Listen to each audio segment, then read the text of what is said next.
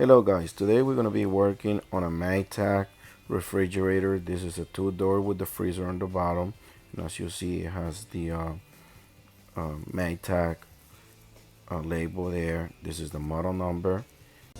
Welcome to DIY Repair Now.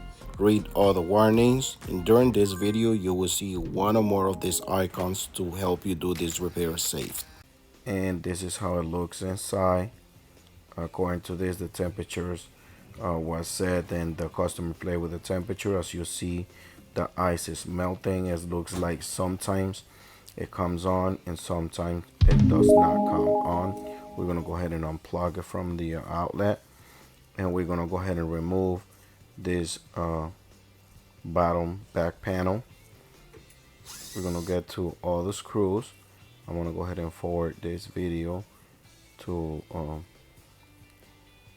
the way the video is not long. As you see, I'm removing all the screws from the back panel.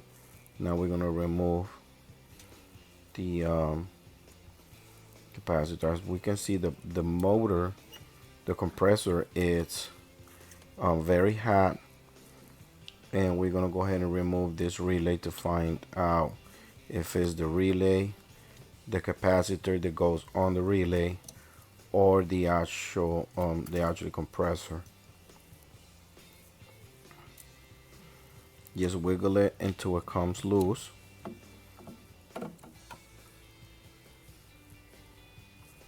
There's the compressor there. Now it has a harness here. We're gonna go ahead and release the lock on the harness to be able to remove it from the 2-wire harness. Now sometimes with this relay are bad. If the relay part is bad, when you shake it you will hear a rattling sound, and that's a kind of indication that the relay is bad. However, it can be the capacitor that goes on the relay as well, or both. So if that's the issue, we will recommend to replace both. Now we have this tester, and we're gonna go ahead and put it to read microfarads for the capacitor. Now I'm installing the 2 leads they has for the tester, and we're gonna go ahead and test the windings on the compressor. Now, as you saw in the pictures a minute ago, we're gonna go ahead and write a pattern the way the windings are on the compressor, and we're just gonna number them 1, 2, and 3. And what we're gonna be doing right now is checking the windings inside the compressor. Now we're gonna check 1 and 2, and we're gonna go ahead and write down the numbers that is giving us for windings. And I'm sorry, I thought I said microfarads, but we're checking the compressor and we're checking for ohms. Now we're gonna check 1 and 3, and it's giving us 32. 1 and 2 give us 20, and 1 and 3 give us 32 ohms. Now the way you check this is you check 1 and 2 and 1 and 3, and then you check 2 and 3, and it should give you the add up numbers from 1 and 2 and 1 and 3. So you add 32 and 20, and that's 52. So this tester should be giving us around 50, 52, or plus or minus. But as you see, it's giving us random numbers. So this is an indication that either the compressor is bad or the compressor is very hot right now to determine which reading should be giving us on the windings. inside the compressor, and I just touch it right now, and it's very hot. So this is the reason why those numbers are changing a lot. But as you see, it's giving us around 53. It bounce up and down. So I really believe that the problem we have here is the relay and the capacitor. And as you can hear like a rattling sound inside. We also gonna check the capacitor. Just take it from the relay, take it off, and we're gonna go ahead and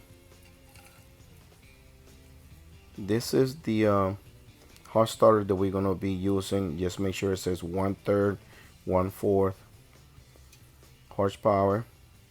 It give you another diagram and the actual relay, 3-in-1 hot starter relay. And we're just gonna go ahead and remove this wire. It's already been stripped, so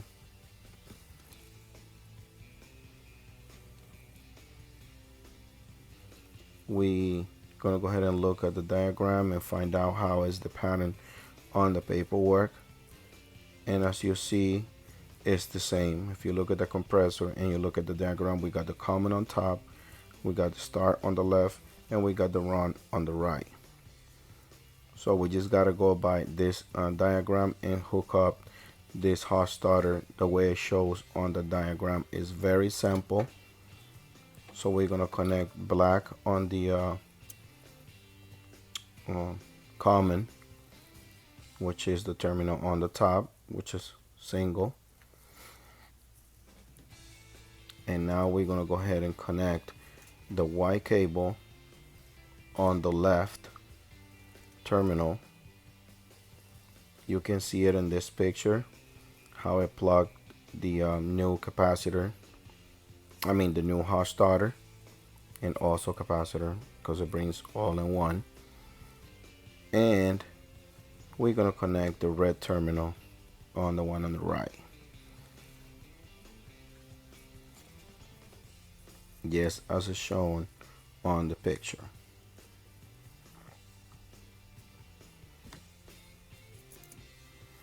Now we're gonna go ahead and cut these wires from this harness to be able to get our voltage to the new relay.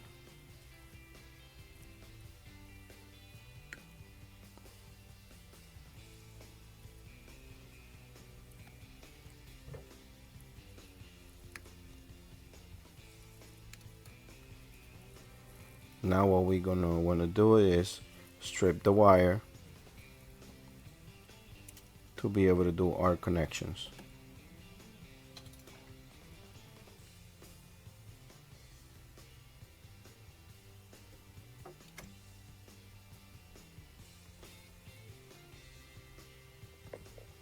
Now what I'm going to show you in this picture, we are connecting now the two black wires that is for the inline and the run capacitor, as you saw on that picture. We're going to connect the two white wires the way they were on the harness, the relay harness. And then we're going to connect the other black wire on the blue wire.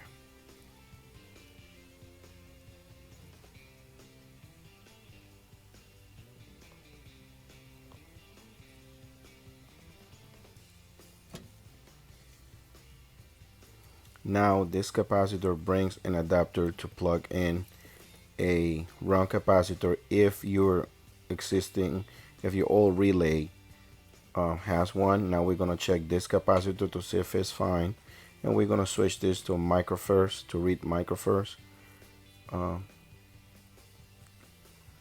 And as you see, it's only giving me a reading of 3.0, which this is an indication that this capacitor is not good. See, I got it plugged in right with my tester, and it's only giving me 2.9, 3.0. So this capacitor is not good. As you see right there, it says 12 UF, so it should be giving me 12 microfarads, and it's not giving me a good reading. So we're gonna go ahead and replace this capacitor for this new one, and you will see the difference of reading from the other one to this one. Now this one is a 12 UF and is reading 11.8, so that's close enough. That means this round capacitor is good. And this is the diagram, the way you have to plug it in your 3-in-1 hard starter. It doesn't matter which leads goes where, just plug any leads in one side and the other lead in the other side.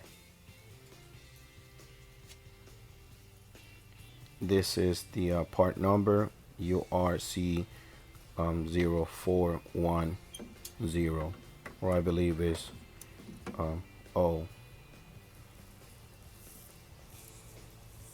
You can get the information from the picture. Now we're gonna plug that in, and you can hear the compressor running.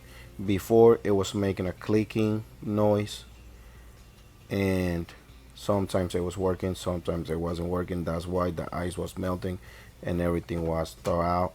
So the problem that we had with this, it was the round capacitor and relay.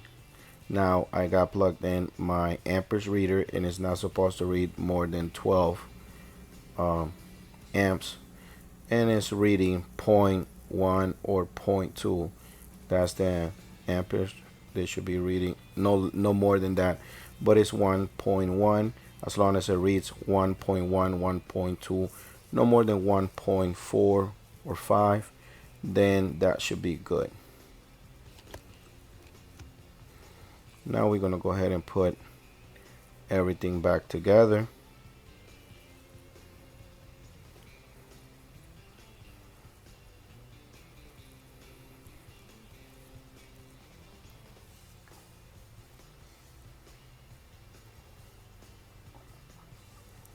Making sure the back panel goes back right, and we're gonna go ahead and put this electric cable where it should be, and just plug all, just install all your screws back in the refrigerator.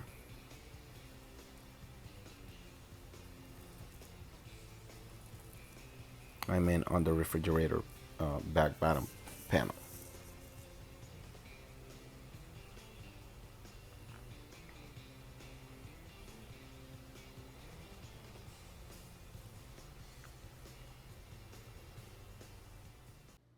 Alright guys, if this video helped you in any way, you can show us appreciation by giving us a tip using the following options that you see on the screen. If you cannot provide with a tip, is another way to support this channel by just dropping off a comment in the comment section down below.